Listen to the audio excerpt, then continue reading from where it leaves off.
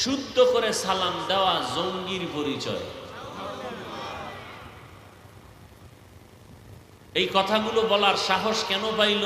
আমগো দেশে মাদ্রাসা নাই, মসজিদ নাই, আলেম ওলামা নাই, তাবলিগ নাই, পীর আহলে হক পীর মাশায়েখ নাই।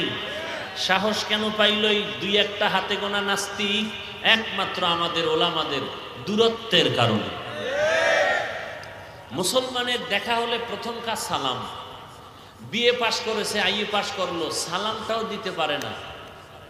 দুনিয়ার সব পারে, ইংলিশ পারে, অঙ্ক পারে, ভূগোল পারে, ইতিহাস পারে, বাংলা পারে, সব, কিন্তু আসসালামু আলাইকুম এই দুইটা শব্দ শুদ্ধ করে পারে না। মুসলমান আশেকে রাসূল সালাম দেয় আসসালামু আলাইকুম, তার মানে